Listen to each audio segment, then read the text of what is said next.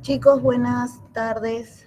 Disculpen la demora, problemas con el internet, para variar. ¿Me confirman, por favor, si es que me escuchan? Sí, doctora, sí se la escucha. Listo. Voy a poner entonces. Voy a abrir primero. Bueno, hoy día tenemos dos clases. Los temas son bastante simpáticos, no son aburridos, son cortos. Vamos a tratar de hacerlo lo más práctico, concreto posible. Y cualquier duda que tengan, me avisan para responder preguntas al último. Si es que quieren interrumpirme en plena, ¿se pone?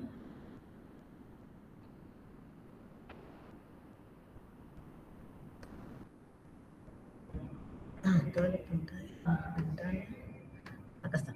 Me interrumpen, levantan la mano o prenden el micrófono porque yo no voy a poder ver mientras que levantan la mano, mientras que expongo. Y lo comentamos. ¿Listo?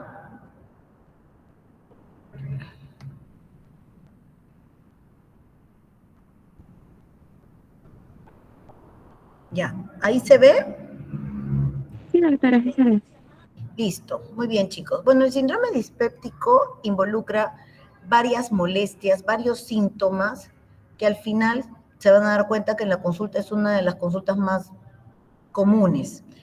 Estas molestias digestivas se pueden manifestar de diferentes maneras, con dolor abdominal o comparado de repente con un reflujo gastroesofágico o con disfagia, que ya tuvieron la clase si mal no recuerdo, náuseas, vómitos, que lo vamos a ver también ahora, diarrea, estreñimiento, sangrado digestivo. No todo esto es dispepsia, sino se refiere a que todas estas son las molestias más comunes en la consulta gastroenterológica, ya sea por emergencia o ya sea por consulta externa. Pero el gran problema de estas molestias digestivas es que muchas veces se suman varias de ellas y se confunde cuál es el problema dominante, ¿no? El paciente te dice, me duele acá, ¿hiciste diarrea? Ah, sí, también hice diarrea. ¿Tuviste náuseas? Ah, sí, también tuve náuseas.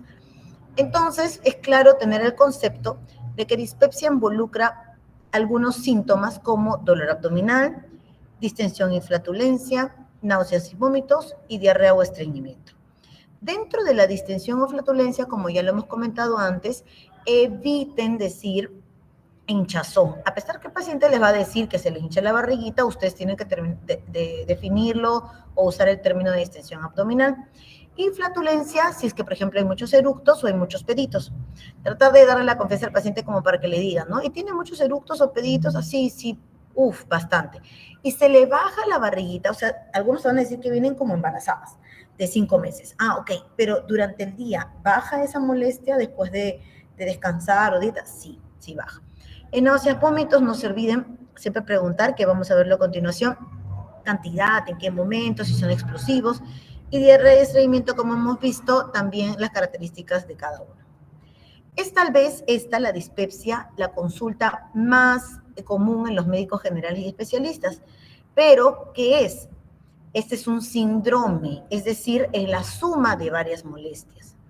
Entonces, esta condición médica que impacta en la vida normal del paciente, porque imagínense no poder comer lo que nos gusta, tiene la presencia de uno o de estos síntomas. Son 4 y sí son importantes que lo diferenciemos bien. La llenura postprandial no es lo mismo que llenura precoz. La llenura postprandial o saciedad postprandial significa que uno come, pero ya se siente como que con pleno, ¿no? De repente solías comer, de repente un plato entero, fresh, y ahora ya con 3/4 te sientes un poquito lleno, pero puedes seguir comiendo. O sea, no es que tu capacidad haya bajado, sino es que las molestias vienen antes de lo que normalmente venían. Diferente con la llenura precoz. Ojo, esta diferenciación es importante, porque la llenura precoz es que no vas a poder comer lo que antes comías. O sea, por más que quieras, no vas a poder, porque la capacidad del estómago es la que está alterada. En cambio, esto es una sensación. ¿Está clara esa diferencia? ¿Por qué la hago? Porque la llenura precoz es clásica de los cánceres. síndrome pilórico, el píloro se cierra por un cáncercito en el antro del estómago, ¿no? Lo que comía ya no lo puedo comer. Me lleno con la mitad del plato, pero ya no me entra más. En cambio, esta llenura postprandial o saciedad postprandial es la sensación, pero no disminuye la capacidad de poder comer. Esta saciedad temprana es muy parecida a la llenura, ¿no? La llenura es que, ok, termina de comer, uy, y te llenaste. Antes no te pasaba eso. La saciedad es, te sacias con menos, pero tienes la capacidad de seguir comiendo. Dolor epigástrico y ardor epigástrico también se solapan, ¿no? Cuando tú le preguntas qué tipo de dolor tiene, sí, tipo ardor. ¿Dónde? Acá, en la boca del estómago, ¿no? Como le llaman los pacientes. Pero ustedes, en términos bonitos, no me van a usar boca del estómago, me van a usar epigastrio. ¿Y cuál es la regla? Que esto tiene que ser continuo por al menos 3 meses y mínimo 3 días a la semana. Normalmente el inicio al menos 6 meses antes. Entonces, dentro de los 6 meses antes, puedes haber tenido continuo 3 meses, luego parar y luego 2 meses. O sea, va a depender de muchos factores como estrés, divorcios, hay que el hijo, hay que los parciales. Ustedes mismos se van a dar cuenta, tipo de comidas, horarios de comidas, etc. Entonces, esta dispepsia tiene 3 orígenes: orgánico, no investigada o funcional. Orgánico se refiere a algo que yo puedo ver, ¿no? Que yo puedo diagnosticar con un examen, que yo lo puedo palpar bueno, no obviamente en el examen físico, pero con todos los exámenes que se hagan, ok, es una verdad. La no investigada significa que obviamente todavía no ha sido estudiada, y la funcional es, ya lo investigamos, pero el paciente no tiene ningún examen alterado, o sea, orgánicamente no se ha encontrado nada, pero el paciente siente las molestias. Porque por default le vas a... se ha quedado en la primera diapositiva. A ver.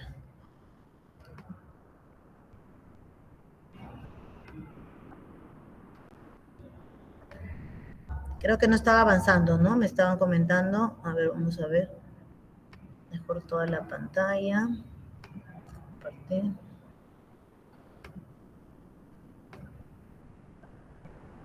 A ver, confírmenme ahí si se ve. Sí se observa, doctora. Perdóname. Doctor, sí, lo que pasa es de que me dijo Moisés que no iba a poder entrar hoy día, entonces no querían quedarse y les dije que le dieran de alta. Le avisé a Moisés, le pregunté antes de hacerlo y me dijo que podían quedarse hasta el martes. ¿Que la paciente va a poder entrar hoy día, Doc? Ya, listo. Entonces, el paciente puede a veces tener diarrea, vinagreras, vómitos, estreñimiento, pero no forma parte de los 4 signos, síntomas clásicos de la dispepsia. Entonces, quiere decir que, por ejemplo, si tiene muchos vómitos, podría sospechar en otra cosa, no solamente en dispepsia. Pueden traslaparse los síntomas. Muy bien. Entonces, estos son los síntomas más comunes en los dispépticos, de acuerdo a la frecuencia. Por ejemplo, el primero, que es severo, es la llenura, ¿no? Es la llenura, la saciedad postprandial. Luego viene, de hecho, en moderada cantidad, esa llenura. El bloating es la sensación de la distensión abdominal. Eso normalmente aparece en casos moderados, ¿no? O sea, de intensidad moderada. Dolor, igualmente, la mayoría son moderados. Por ejemplo, ya en las náuseas, lo ausente, o sea, que no haya náuseas, ya logra cierta predominancia, que es esto de acá.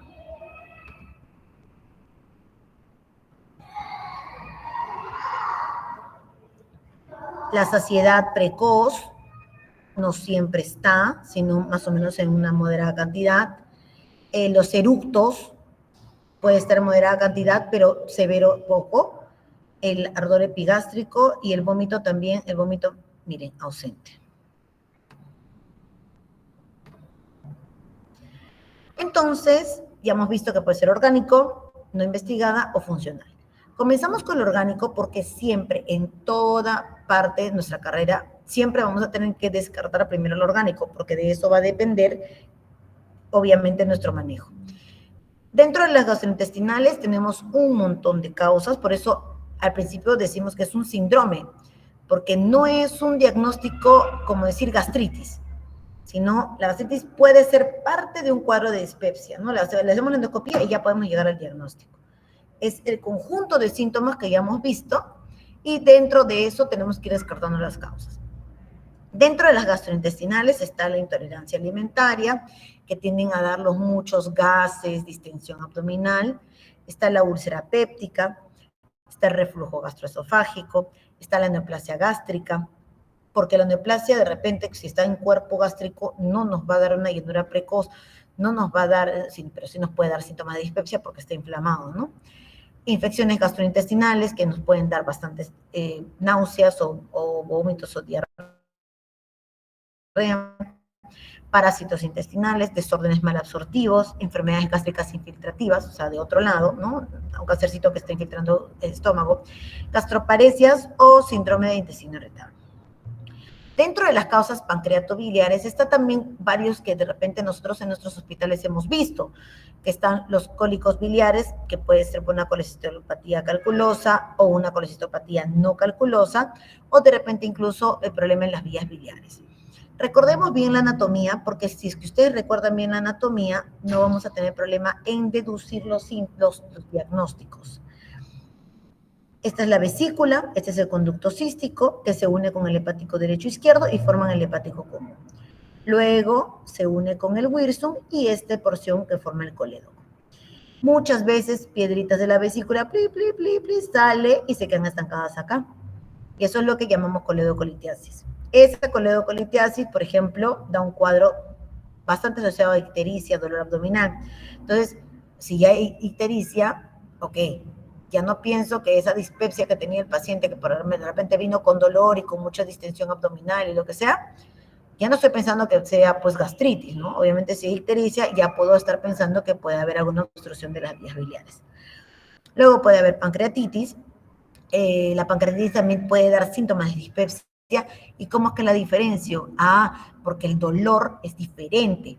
Como comentábamos en la práctica, el dolor de la pancreatitis típica es un dolor tipo lancinante, muy intenso, 10 sobre 10. En cambio, el síndrome dispéptico normalmente te trae molestias que no son de dolor 10 sobre 10, es menor. O hasta te puede traer un cáncer pancreático que simplemente al principio no te da ictericia, dependiendo de dónde está el tumor, de repente no está en cabeza, sino en cuerpo, y que posteriormente ya cuando crece ya te empieza a dar ictericia o algunos otros signos o síntomas que nos hace sospechar en que puede ser orgánico. Otras de las causas pueden ser medicamentosas o consumo de alcohol. Dentro de los medicamentos están los AINES, algunos antibióticos, digitálicos, pacientes cardíacos que pueden usar, hierro, potasio, pacientes que de repente tienen enfermedad renal crónica, inhibidores de la ECA en los hipertensos, diuréticos de ASA, también en pacientes hipertensos o pacientes que tienen algún síndrome edematoso. Y dentro de las sistémicas está también la diabetes, enfermedad tiroidea, hiperparatiroidismo, insuficiencia adrenal, enfermedades del colágeno, el tejido conectivo, insuficiencia renal, la misma gestación, isquemia cardíaca o insuficiencia cardíaca crónica. Esos son también causas de síndrome dispéptico orgánico, que de repente, por ejemplo, en la gestación está muy ligado al reflujo gastroesofágico. Pero también siento hinchazón. Es totalmente lógico por el problema hormonal en ese momento. Y por último, si es que no encuentro nada de esto y ya lo estudié, es funcional. Espero que haya quedado claro. ¿Cuáles son mis señales de alarma? Y esto lo tienen que tener muy en claro porque de repente algún tío le va a preguntar, ¿no? Sí, siento esta saciedad al momento de comer, ya no me deja comer, tengo muchos eructos, tengo muchos gases. Tío, eso es una dispepsia. Pero ¿qué es lo siguiente que le tienes que preguntar? ¿Cuántos años tienes? ¿Has bajado de peso? ¿Tienes anemia? ¿Has hecho melena o hematemesis? ¿Tienes algún examen de laboratorio alterado? Tío, ¿te has hecho hemoglobina? ¿Te has hecho plaquetas? ¿Te has hecho TGO, TGP, bilirrubinas, fosfatasa? O si tiene historia familiar de algún cáncer, especialmente gástrico en este caso o intestinal, o alguna otra enfermedad crónica. Entonces, si tiene estas señales de alarma, yo jamás voy a poder quedarme tranquilo y catalogarlo como algo funcional sin hacer exámenes. Tengo que hacer exámenes. Tío, tienes 53 años, tío, necesitas una endoscopía. Si nunca te has hecho, más de 45 años siempre necesitas. Tío, tienes 9 de hemoglobina, imposible. Tú deberías tener 13. Tienes que ir a verte. Estás perdiendo sangre por alguna parte probablemente. ¿Tienes baja de peso? Ah, no. Fijo, tenemos que ver páncreas, tenemos que ver vías biliares, tenemos que ver estómago y todo. Entonces, estas señales de alarma nos van a ayudar a abrir más grande los ojos. ¿Por qué aparece esta dispepsia funcional? Ok, descartamos todo lo orgánico, ha salido todo normal, nos vamos a lo funcional. Siempre se dice que toda la modulación del tracto gastrointestinal está en el cerebro. Y es cierto, porque los mismos neurotransmisores que rigen todo nuestro estado de ánimo, nuestra ansiedad, nuestro estrés, rigen también el sistema gastrointestinal. Por eso es que hay muchos pacientes e incluso de repente alguno de nosotros que en el momento en que vamos a estar en exámenes nos da más reflujo o nos da diarrea o nos da estreñimiento. Hay una hipersensibilidad visceral, hay más reflujo gastroesofágico, puede haber inflamación del estómago, inflamación del duodeno, ya sea por la bacteria Helicobacter pylori o por virus o por otras bacterias o por alergias. Entonces, todas esas anormalidades en la distribución del contenido gástrico o de la acomodación fúndica o un vaciamiento un poco enlentecido nos va a condicionar a esta dispepsia. El ácido, desde el descubrimiento que el estómago produce este ácido clorhídrico, esta sustancia ha sido incriminada en muchos trastornos digestivos. Algunos dispépticos son hipersecretores de ácido, pero algunos no. Su producción de ácido es similar al de la población general y el control del ácido, ya sea neutralizándolo, inhibiéndolo o bloqueándolo, no modifica sostenidamente la sintomatología. Por eso muchas veces podemos dar inhibidores de bomba de protones y no van a mejorar. Uno, porque de repente todavía no tenemos la causa, y dos, porque no van a ser hipersecretores de ácidos. Pero en los pacientes que sí presentan una secreción asociada a aumento del ácido, esta persistencia exagerada del ácido en el bulbo duodenal aumenta la mecanosensibilidad duodenal, afecta la motilidad antroduodeno-yuyunal y esto puede resultar en la presencia de síntomas de dispepsia. Entonces tenemos estos dos grandes grupos.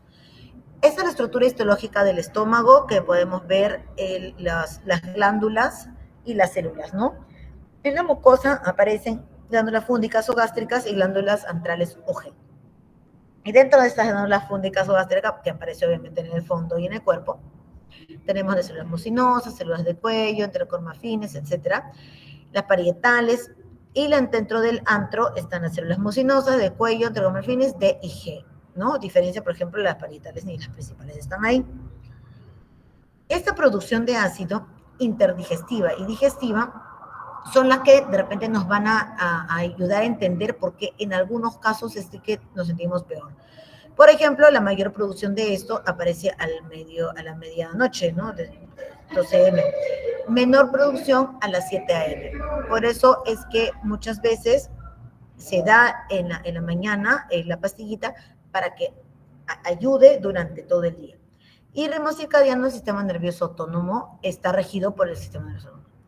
Entonces, la parte digestiva de la producción tiene la fase cefálico-moral en un 40%, la fase gástrica en 55% y la fase intestinal 5%, siendo obviamente la mayoritaria la fase gástrica. Dentro de la producción también de este ácido tenemos muchos estímulos. Por ejemplo, en la parte neuroendocrina, vagal está la acetilcolina como mensajero. De la paracrina, la histamina. El endocrino está la gastrina. Y dentro de los inhibidores de la parte endocrina, la célula D, está la somatostatina y la prostaglandina. Entonces, dentro de estos síntomas de dispepsia, del síndrome dispéptico que ya hemos comentado, obviamente vamos a ir descartando causa por causa. Y una de las causas más frecuentes es la gastritis o la duodenitis. La presencia de hallazgos histológicos de inflamación de mucosa gástrica y duodenal no muestra diferencias con la población general, por lo que el control de esta inflamación no ha mostrado una mejoría significativa, como estábamos comentando hace un rato. El Helicobacter pylori, al tener una acción inflamatoria y gastrolesiva, se puede considerar como un factor de aparición y perpetuación de síntomas dispépticos. No hay pacientes que vienen con síntomas de dispepsias y tú le tomas la historia y no tiene ningún factor de riesgo sobre comida, sobre medicamentos, sobre alcohol, nada, pero puede haber estado infectado, puede estar infectado del Helicobacter pylori, la cual se contagia por el agua cruda. Así que es súper fácil contagiarse en niños. Así que ha demostrado que la existencia terapéutica de la eliminación de este Helicobacter no siempre va a eliminar los síntomas dispépticos, porque es una de las posibles causas, pero tenemos que ir descartando cada una. Entonces, esto aleja que el rol protagónico de un HP en la dispepsia funcional. Sin embargo, no podemos descartar un factor adicional a este síndrome. Por tanto, si se diagnostica el HP, se tiene que tratar para poder ir descartando las posibles causas. Dentro de la fisiopatología también tenemos el vaciamiento gástrico, que lo hemos visto que como le hemos comentado, está enlentecido, está demorado, y esto ocurre entre los 25 y 40% de las pacientes. Presentan este retardo y esto se asocia normalmente a síntomas como la sensación de llenura, como les comentaba, inclusive hasta el vómito. Y recordemos que el vómito no siempre va a ser de causa gastrointestinal, que también, como el centro del vómito está en el cerebro, puede ser por causa de estrés. Y los otros síntomas, la adición de otros síntomas es lo que nos va a ayudar a descartar. La acomodación alterada en pacientes con dispepsia funcional, el alimento se acumula en el antro, quedando el fondo mal acomodado. Y eso no suele ser así, ya que normalmente la comida más bien se queda en el fondo. Estos pacientes presentan síntomas como saciedad temprana y baja de peso.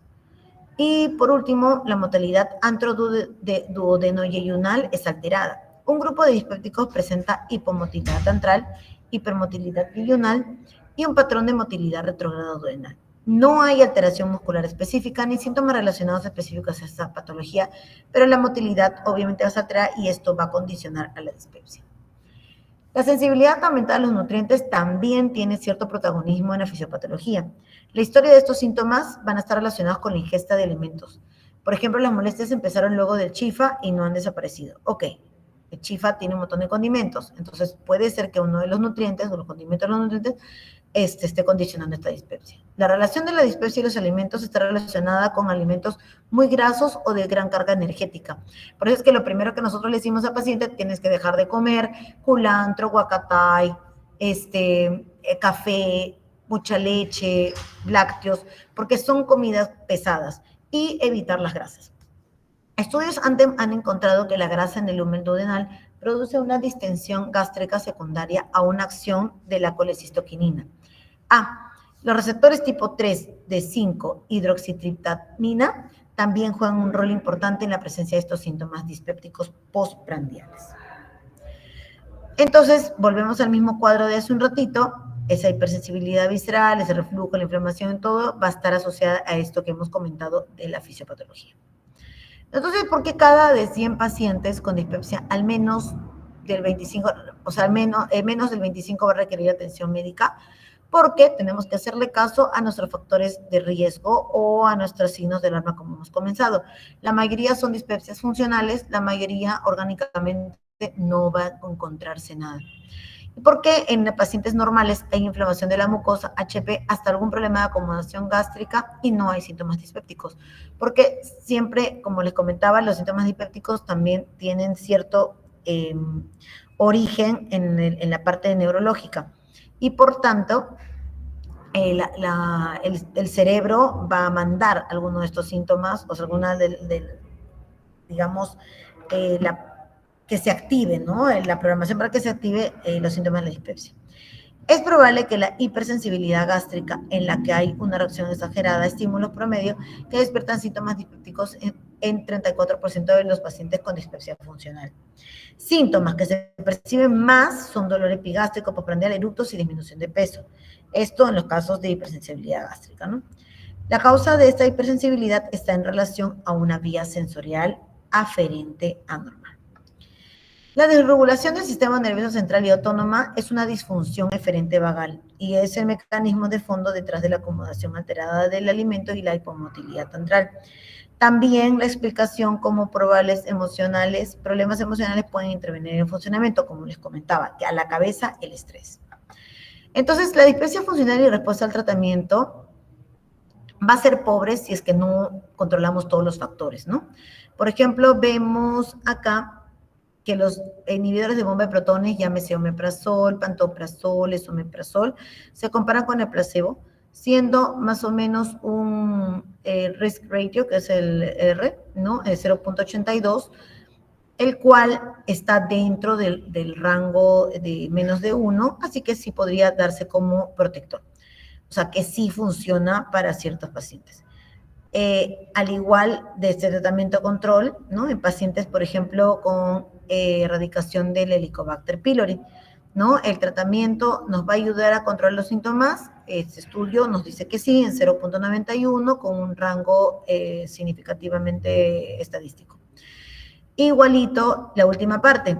Este de acá es en pacientes que tienen dispepsia funcional y que se usan agentes procinéticos. Esos son los procinéticos, este es el placebo, y el risk ratio ha salido en 0.81, o sea, como protector, de 0.74 a 0.89, sin pasar por el 1, así que está a favor de los procinéticos. Otros síntomas digestivos, y ahí nos vamos a ir centrando un poquito más en las náuseas y vómitos, como es también parte de la clase de ahora. Las náuseas es la sensación de malestar, asco, deseo de vomitar, ¿no?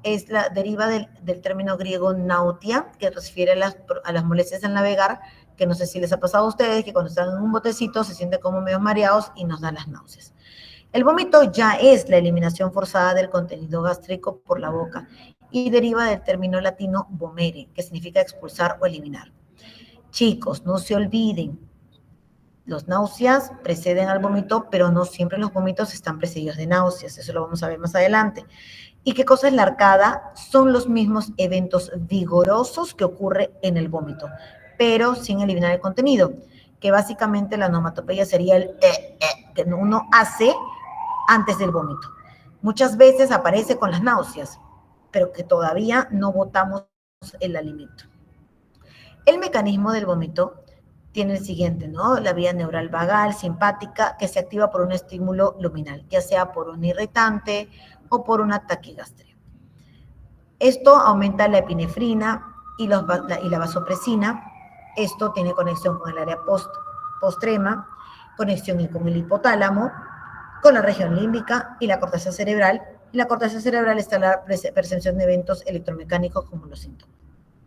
Así es como comienza normalmente los vómitos. Y las náuseas. Y el resultado de este estímulo nauseoso continúa. Normalmente hay apertura de la boca, una salivación excesiva, inhibición de la motilidad gástrica, y normalmente esa salivación, ya cuando tú tienes esa salivación dices, ahorita voy a vomitar, Dios mío, ya esto es incontrolable. Hay retroperistalsis, contracción de la musculatura el intestino delgado, el duodeno y estómago, hay taquicardia y se sostiene normalmente la respiración. Esta contracción de los músculos de la pared abdominal y eliminación del contenido gástrico por la boca son los que ya obviamente es lo final, ¿no? Al eliminar la comida. Estas acciones están coordinadas en la zona medular reticular que incluye el complejo vagal dorsal. Dentro de los aspectos clínicos de las náuseas y vómitos, existe vómito sin náusea, existe vómito sin dolor abdominal, vómito con dolor abdominal y medicinas que inducen al vómito.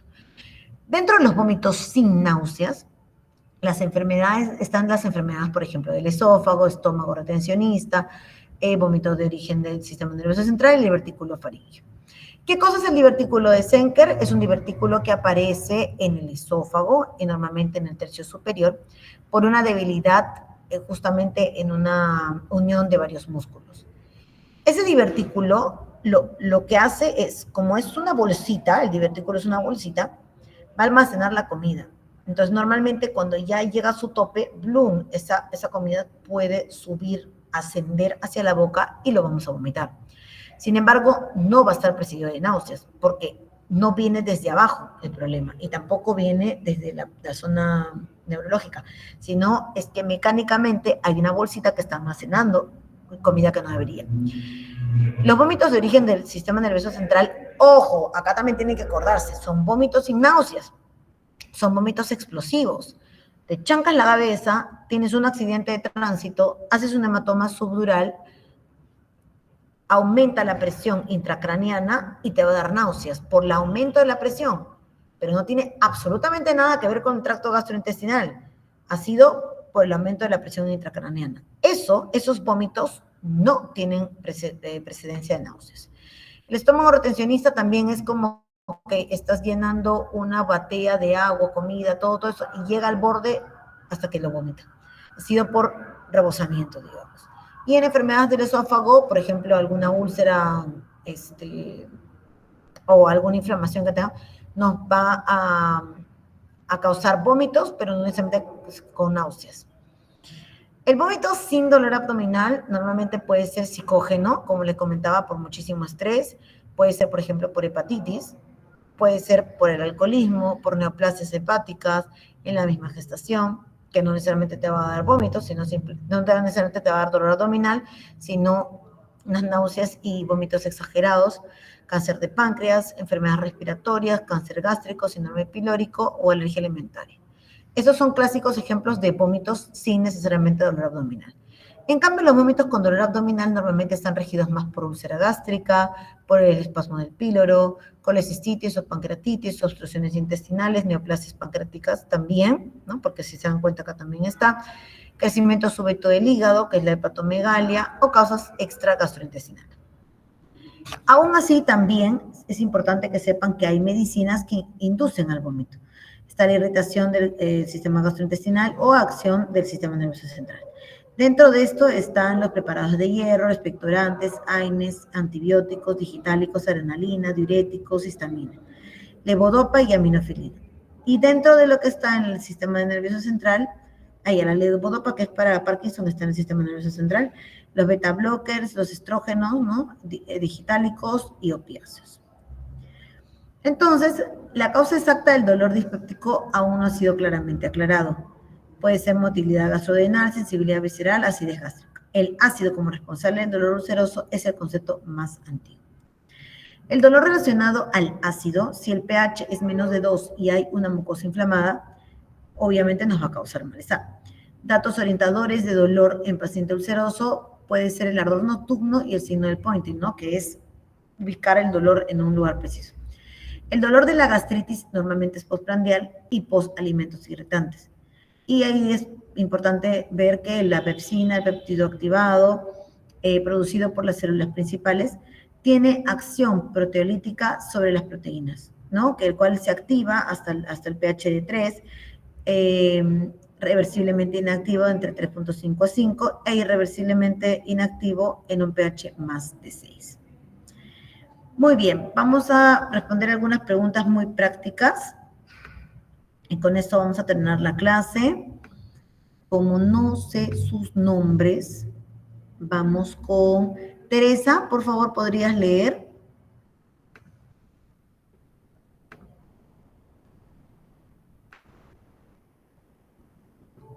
A pesar que me pongan asistencia, si es que no están conectados, o sea, no me responden, les ponemos sin asistencia. Así que, Enzo, ¿nos puedes ayudar a leer la primera? Teresa Marín.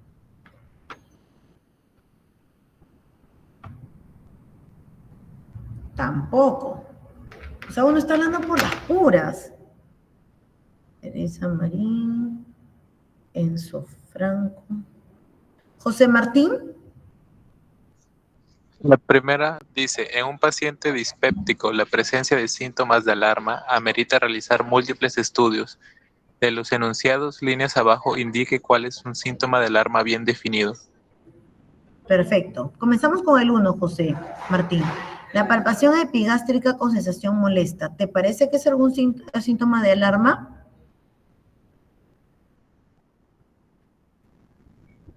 No, creo que es muy común. Perfecto. No.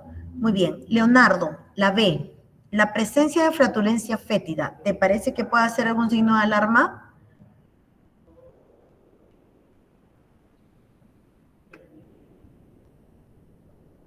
No veo el apellido. Guaranga. No está. Leonardo, la presencia de flatulencia fétida, ¿te parece que sea algún signo de alarma?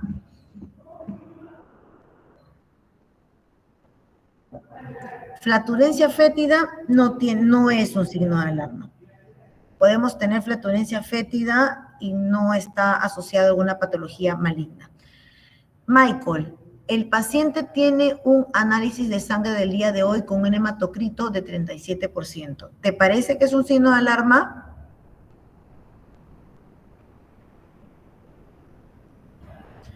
Michael Quiroz. Tampoco está. Carlos Alberto Fernández. La C, ¿te parece que es un signo de alarma? No, no me parece que sea un signo de alarma. Perfecto. ¿Por qué? ¿Cuánto de hemoglobina crees que tiene este paciente? Entre 3, ¿no? 12, no parece que haya anemia. Perfecto.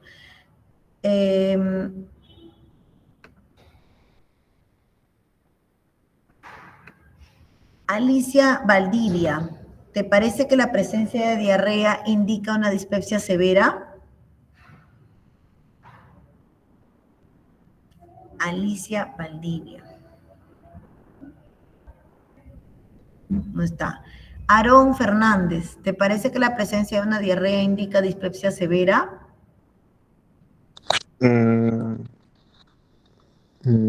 Sí, doctora. No, la diarrea no es un factor alarmante y no me indica una dispepsia severa.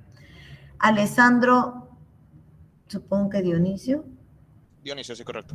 Sí, la baja de apetito y una baja de peso de 5 kilos, ¿te parece un signo de alarma? La baja de 5 kilos es el mayor indicador de alerta. Perfecto, muy bien, respuesta E. Seguimos. 2, Almendra, ¿nos puedes ayudar a leer, por favor? Sí, dice en la dispepsia. 1. La dispepsia de dolor lumbar izquierdo sin disuria orienta a dispepsia orgánica.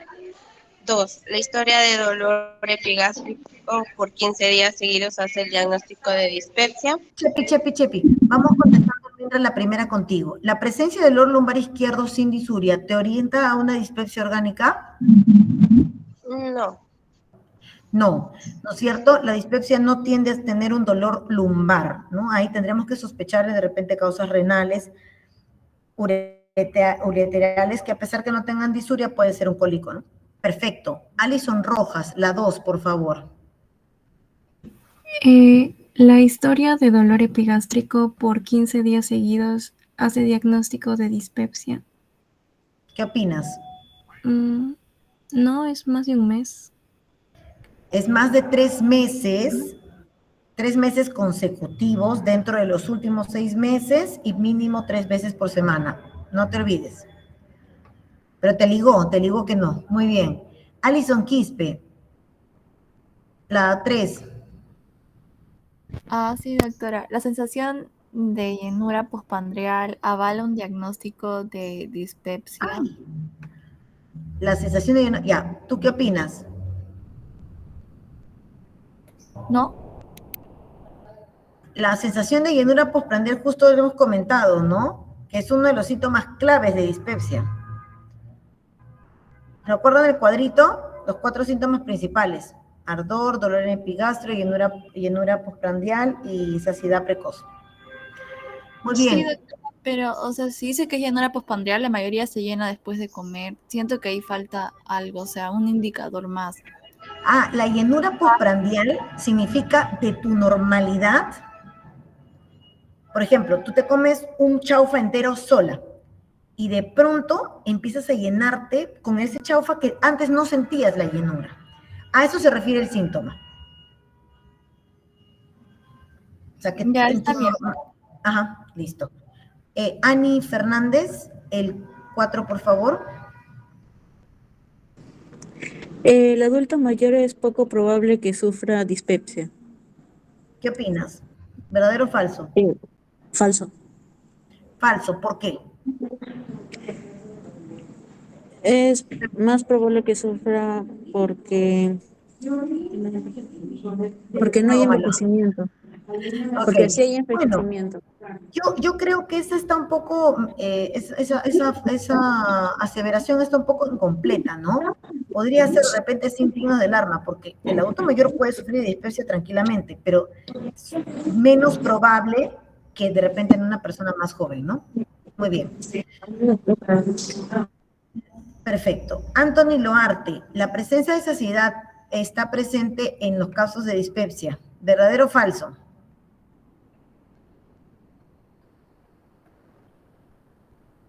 Anthony Loarte. Listo. Ariana, ¿qué opinas de las 5?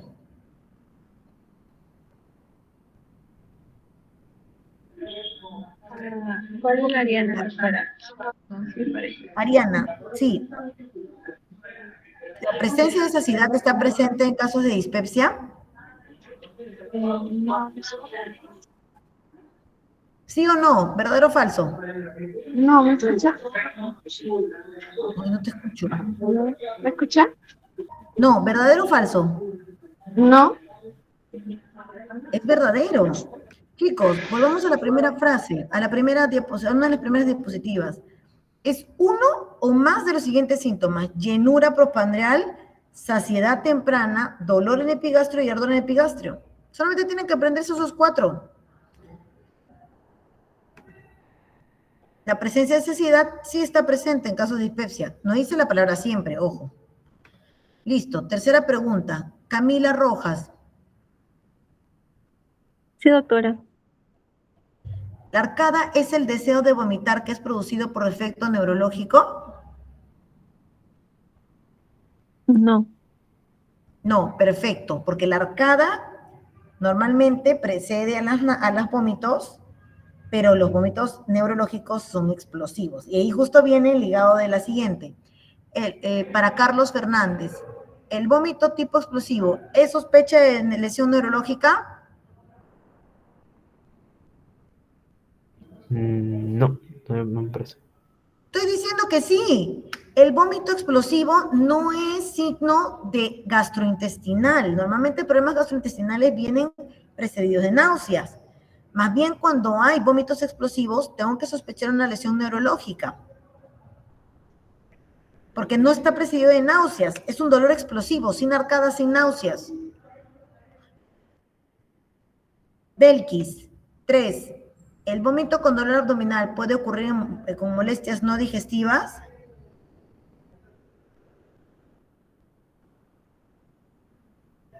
Presente. ¿Me puede repetir la pregunta, doctora? Disculpe. El 3, el 3. Ajá, el vómito con dolor abdominal puede ocurrir con molestias no digestivas. O sea, puede ocurrir con molestias no digestivas. Podría indicar problemas digestivos leves. O sea, sí puede ocurrir con molestias digestivas. Ya, pero con molestias no digestivas puede ocurrir. Sí, también. Habíamos puesto, ¿no? Sí, por ejemplo, un proceso de, no sé, de ansiedad o algo así me produce vómito. Hay personas que son ansiosas y vomitan y no necesariamente tienen un problema digestivo. Correcto, por eso te dice, pero tiene dolor abdominal ese vómito.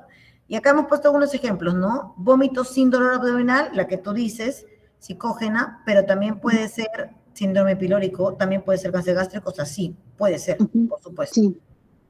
Listo. Ya. ¿Son tantas Camilas? Camila Pinto. ¿El vómito es consecuencia de motilidad gástrica muy lenta? Sí. Ok, puede ser, por supuesto. Camila Leiva, ¿la presencia de vómito está siempre asociada a cuadros de dolor abdominal? No, doctora. Perfecto. Carolina Mónica, ¿la dispepsia funcional es ¿cuál elegirías? ¿Síndrome, enfermedad, síndrome o enfermedad? Doctora, no la escuché y no veo la imagen. Esta, la dispepsia funcional, ¿es un síndrome o es una enfermedad? ¿Síndrome? Correcto, o es A o es C. Muy bien, César Bellido, ¿presenta síntomas tales como o dolor en epigastrio o reflujo? ¿Cuál de estos dos síntomas? Reflujo, doctora. Que presenta síntomas clínicas tales como Dolor epigástrico. dolor epigástrico, perfecto, por un periodo de 3 meses. Perfecto, respuesta A. Y por último, Celia Luz. En el paciente con dispepsia, el dolor o el malestar, ¿en cuál de estos sectores te causaría el dolor? O sea, ¿dónde estaría ubicado el dolor abdominal? 1, 2, 3, 1, 4, 5, 2, 1, 4 o 1, 2.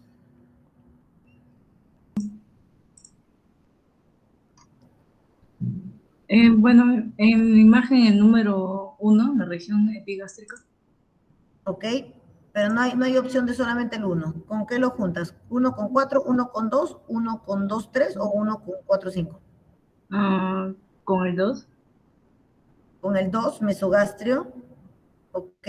Puede ser. Acá está un poco medio confuso, ¿no? Pero normalmente tiende a ser en el abdomen superior. Entonces puede ser, yo marcaría 1, 4 y 5. Normalmente tiende a ser más en el abdomen superior que verticalmente. Pero bueno, cada paciente es diferente, ¿no? No se preocupen, vamos a tratar de no poner preguntas muy ambiguas en el examen. Listo, muy bien chicos, terminamos la primera clase. Pregunto, Mafer, tú que eres creo que la coordinadora, no sé. Doctora, sí, tengo una Dime. consulta. Justo cuando habíamos ido al hospital, nuestra doctora nos había explicado sobre un dolor en cinturón de fuego que era característico de pancreatitis. Entonces, como usted mencionó de ese que duele justo a los dos hipocondrios, perdón, derecho e izquierdo, más el epigastrio, ¿eso es clásico de dispepsia o lo puedo Ya. ya irme Muy bien, hacia Fiorella. pancreatitis? Muy bien, Fiorella. Acá lo que tienes que saber es de que la dispepsia es el síndrome de que te puedes sentir el dolor, puedes llenar, pero las características del dolor son diferentes. En una pancreatitis, efectivamente, es en cinturón, pero comienza lancinante. En cambio, en la dispepsia no hay dolor tipo lancinante, es dolor tipo ardor, cólico. En epigastrio, que se puede ir a mesogastro, se puede ir a los hipocondrios, pero en la pancreatitis es 10 sobre 10 la intensidad, es lancinante. En una dispepsia normalmente es un dolor leve o moderado, jamás severo, y normalmente tiende a ser de otro tipo, no lancinante. Entonces, puede ser la ubicación parecida, pero no las características. No sé si con eso contesté tu pregunta. Sí, doctora, justo el paciente también había referido un EVA 9 sobre 10, entonces ya Sí, con fijo, la eso. pancreatitis es dolor fijo, 10 sobre 10, 9 sobre 10. Imposible que sea más bajito porque la pancreatitis es un dolor muy intenso. En cambio, la dispepsia no. La dispepsia tiende a ser dolores un poquito más leves, más molestos que fuertes. Muy bien tu pregunta. Listo, ¿alguna pregunta más? Bueno, creo que como estamos un poquito atrasados con el tiempo y me disculpo, no sé si quieren 5 minutos de break o continuamos con síndrome obstructivo, que es también corto. Ustedes dirán. Doctora, creo que tiene que continuar porque hay quienes tienen clase. Perfecto. Entonces, continuamos. Como les dije, es rápido. Diga. ¿Perdona? Creo que no me hablaron, ¿no? Ya. Creo que para continuar, ¿no? Ya, listo. Muy bien. En síndrome de obstrucción intestinal, el cuadro va a ser típico. Chicos, ustedes no lo van a dudar si están atentos a toda la sintomatología. La definición básicamente es cualquier condición que interfiera con la proporción normal. Pues lo que yo siempre les explico a los pacientes para poder entender bien esto es que imagínate toda una manguera y que esa manguera tú le hagas un nudo. Es algo o la dobles, ¿no? Y hagas como una muesquita. La obstrucción intestinal es eso. Va a interferir con la propulsión y paso del contenido intestinal. Esto puede afectar el intestino delgado, el grueso o ambos. Esta obstrucción u oclusión intestinal puede mantener la detención completa y persistente del contenido intestinal. Entonces, si tú estás amarrando la manguera, el agua no va a poder pasar. ¿Qué va a pasar? Se va a regresar. Entonces, con esa lógica vamos a tener todos los síntomas que vamos a hablar ahora. Dentro de las etiologías está el hilio mecánico, obstrucción mecánica y el hilio paralítico. Dentro del hilio mecánico, obstrucción mecánica, supone un auténtico obstáculo. ¿Qué significa cuando dices algo mecánico? Hay algo que está obstruyendo el paso. Un tumor, un cuerpo extraño, una compresión extrínseca, en cualquier parte del intestino que está obviamente causando la obstrucción intestinal. En cambio, en el hilio paralítico es una alteración en la motilidad, porque el músculo liso es el que no está funcionando bien y que normalmente no es quirúrgico, porque no hay nada mecánico, no hay un cáncer, por ejemplo, que está obstruyendo el camino, sino es que simplemente, por ejemplo, un trastorno hidroelectrolítico está haciendo que el músculo liso no funcione bien y por tanto se quede todo paralizado el hilio. La clasificación es dinámico o adinámico. Dentro del dinámico está el mecánico, que el peristaltismo está trabajando contra una obstrucción mecánica. Está queriendo pasar el agua y no puede. En este caso, la comida. Y el adinámico funcional es el resultado de la atonía del intestino, como les comenté hace un ratito. O puede estar presente, por ejemplo, una forma no propulsiva, como una oclusión vascular mesentérica, que también lo vamos a ver a continuación. Entonces, dentro de la etiología, como hemos visto, está el hilio mecánico. En el hilio mecánico podemos ver el extraluminal. Por ejemplo, dentro del extraluminal, vamos a ver adherencias posquirúrgicas, que es en el 50% de los pacientes. ¿Qué son estas adherencias? Ustedes no se pueden olvidar de esta causa, porque es la causa principal de obstrucción intestinal. Si ustedes no me responden eso en el examen, bien jalados se merecen estar. Porque cuando tengan un paciente con obstrucción intestinal, lo primero que tienen que hacer es preguntarle antecedentes quirúrgicos, y si ha tenido antecedentes quirúrgicos, a la cabeza tienen que pensar que tiene bridas y adherencias. Es 50% de las causas de obstrucción intestinal. Luego vienen las hernias externas, que son las inguinales, crueles umbilicales, que obviamente, como la hernia se está metiendo una parte del intestino en la hernia y está saliendo, está ocluyendo, 15 a 20% de los pacientes con obstrucción intestinal van a ser de causa de hernias externas. Los vólvulos es como la manguera. Estoy amarrando la manguera, estoy causando un vólvulo, ¿no? Que es ese ojal que estamos causando en el intestino. La intususcepción es que es el intestino y el intestino se mete dentro del intestino, ya sea por un pólipo o por síndromes de poliposis como Peutz-Jeghers. La intususcepción es eso. Masa extraluminal, que son tumores, abscesos o masa inflamatoria, como en parte, por ejemplo, de una apendicitis. Síndrome de obstrucción intestinal. Dentro de etiología de hilio mecánico también están las extraluminales. Como les comenté, la hernia umbilical o las adherencias. Dentro de las intraluminales también está el hilio biliar. ¿Qué cosa es el hilio biliar? Es que un cálculo, ojo, que por el nombre también lo pueden deducir, ¿no? Un cálculo de la vesícula se pasa por el intestino, va hasta la válvula ileocecal y se queda trancada la válvula ileocecal porque el cálculo es enorme. Si se queda clavado en el ilion y no va a pasar la válvula ileocecal al intestino grueso, va a obstruir, pero esa obstrucción justamente va a estar el colon íntegro, pero la obstrucción va a estar para arriba. O sea, ilion, yeyuno, duodeno. El besoar es la impactación de algo que no podemos nosotros digerir. A la cabeza es el tricobesoar, que es cuando las personas se comen el pelo. Hay patologías psiquiátricas, o hay personas que de repente muy tensas, de repente algunos de ustedes cuando están en parciales, se jalan los pelitos y se los empiezan a comer.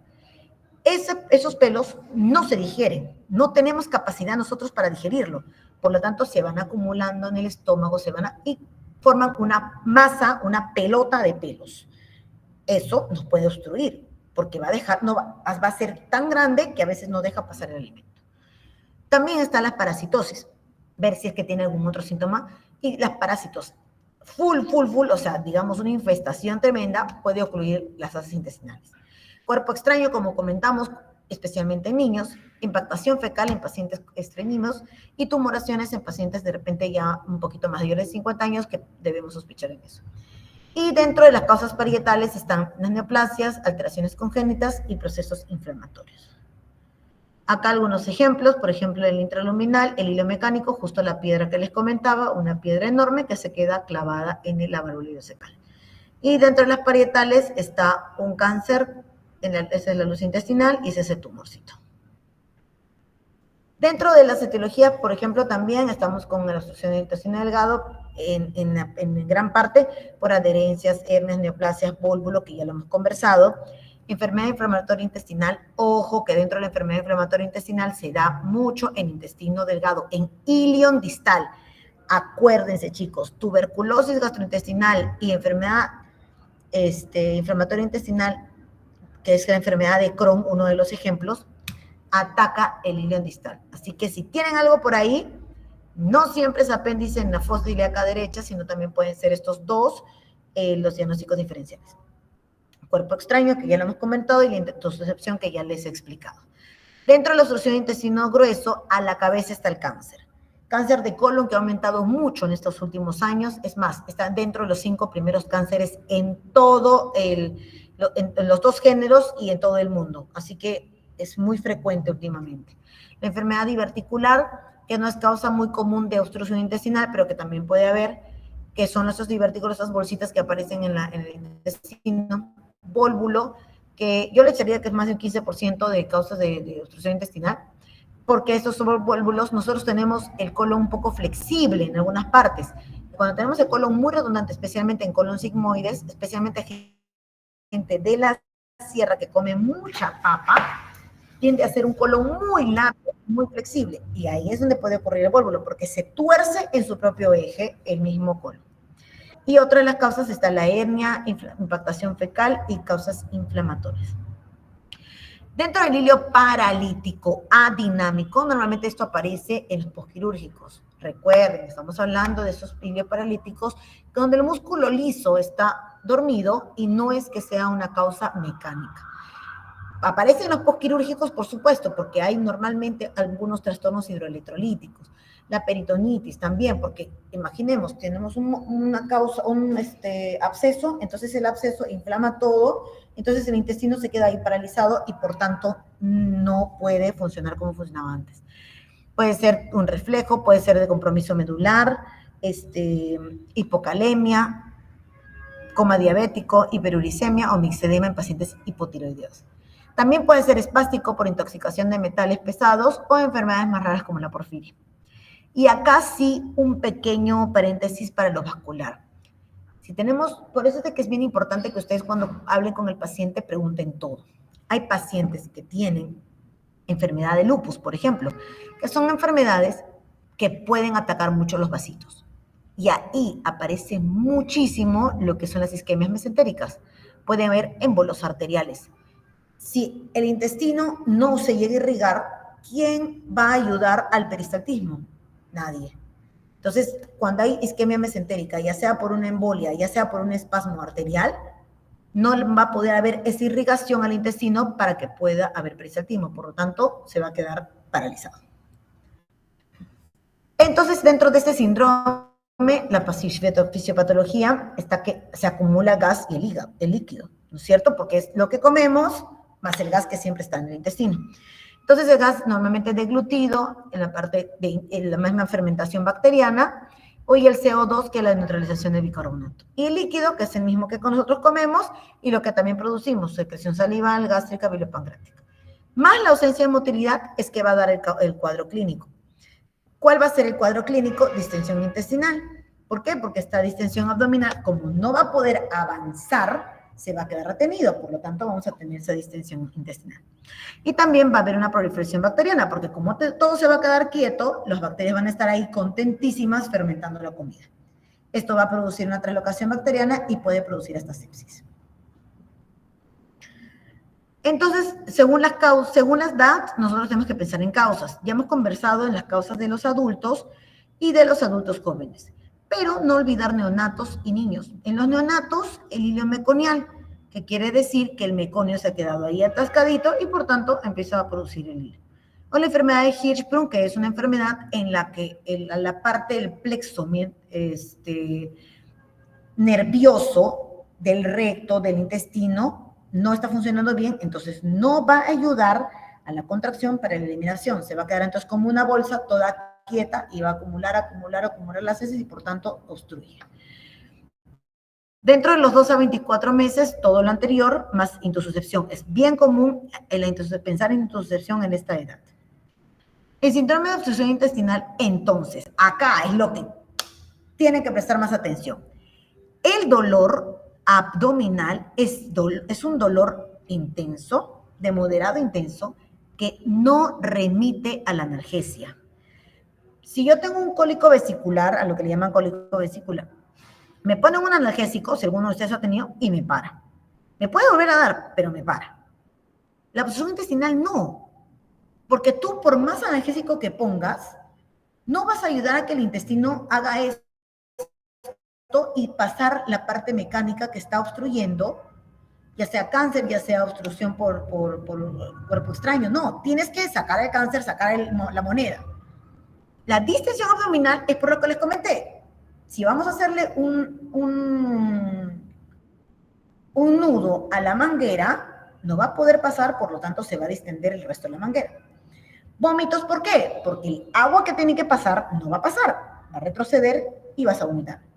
Y como no hay pase, tampoco va a haber pase de gases ni heces, por lo tanto no voy a hacer deposición y no voy a botar flatos.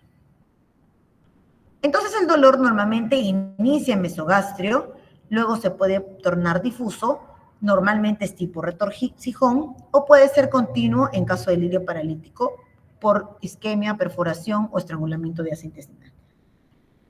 La distensión abdominal es consecuencia de lo que ya hemos comentado, que van a estar llenas de aire y líquido.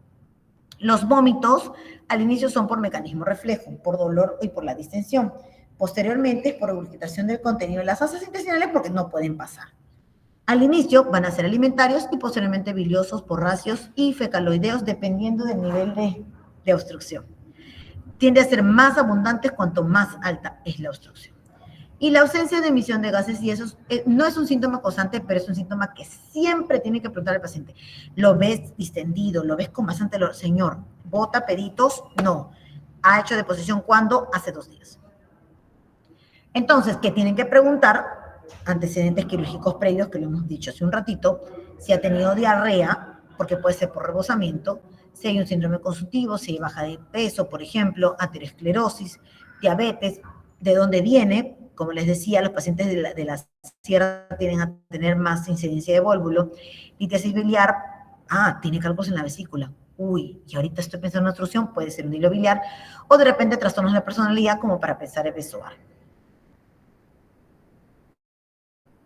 Síndrome de obstrucción intestinal en el examen físico. ¿Qué van a encontrar? Entonces, en inspección, obviamente en las funciones vitales vamos a encontrar un paciente un poco deshidratado, puede ser con la presión baja y taquicárdico.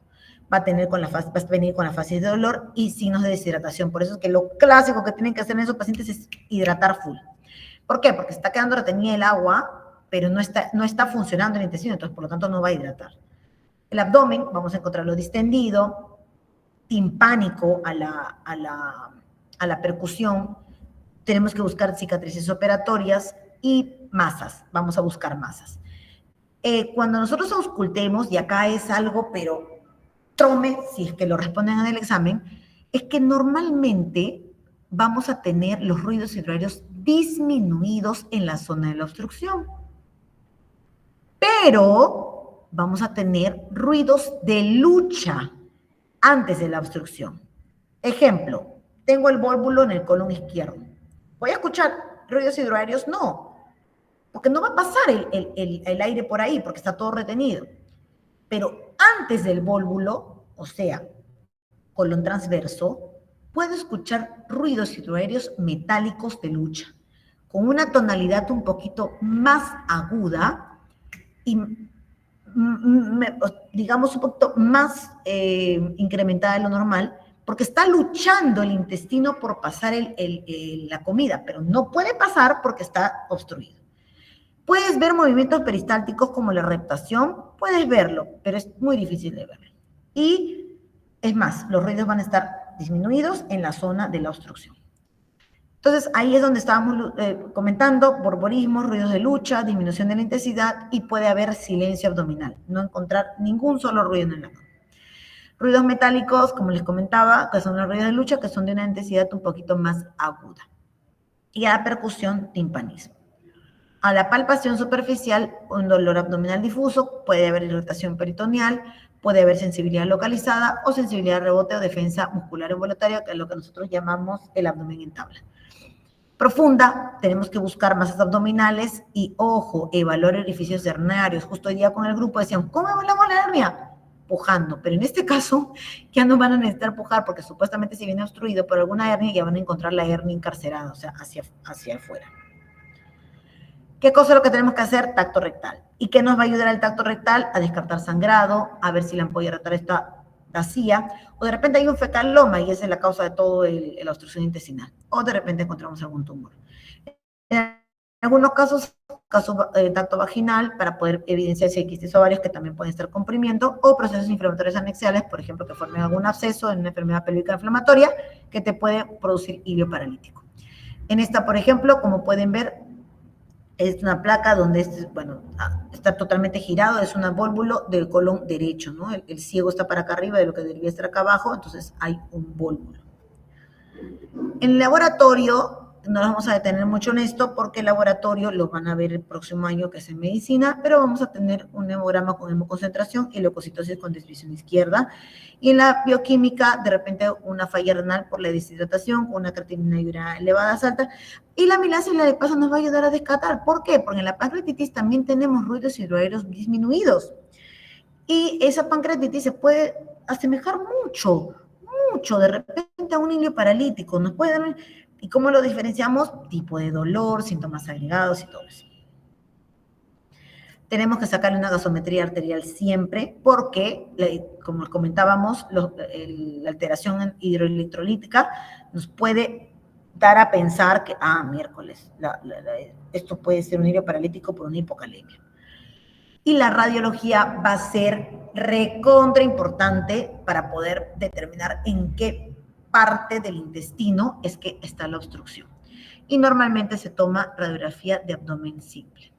¿Qué cosa es lo que vamos a ver? En el hilo mecánico, por ejemplo, asas proximales distendidas por retención de líquido y gas, niveles hidroaéreos, que lo vamos a ver a continuación, y reducción o ausencia de gas y materia fecal. En cambio, en el hilo paralítico vamos a ver gas y líquido tanto en el intestino delgado como el grueso, asas intestinales uniformemente dilatadas y una distensión gástrica. Esos son dos signos que van a ubicarlos en radiología. Este se llama apilamiento de las monedas, que se asignó las monedas. Como pueden ver, es como que tuviesen un montón de monedas, tipo los cambistas. Tienen un montón de monedas acá. Esto es clásico de una obstrucción de intestino delgado. Acá vamos a ver asas intestinales distendidas por retención de... Y estos son los niveles hidroaéreos. Normalmente el asa es circular. Acá vamos a ver que está, justamente líquido, aire. Por eso es nivel hidroaéreo. Si ven 1, no te va a decir obstrucción, pero si ven 3, 4, obviamente te va a decir eso es obstrucción. Acá podemos ver también un vólvulo de sigmoides. En el vólvulo de sigmoides, no lo estoy usando por si acaso. En el vólvulo de sigmoides vamos a ver que el misma asa está doblada en su propio eje, como una manguera que yo estoy enrollando. Y acá también, tomográficamente, el intestino dilatado. Y acá, ¿qué vemos? Un tumor. ¿Cuál fue la causa de la obstrucción intestinal? Una tumoración. Ahí. El ilio paralítico, vamos a ver, gas y líquido, tanto en el intestino delgado como grueso, asas intestinales uniformemente dilatadas, distensión gástrica. Acá van a ver, mira, toda la distensión abdominal. Listo. Muy bien. Como les dije, es un tema recontra rápido, pero muy importante. ¿Alguna duda, chicos?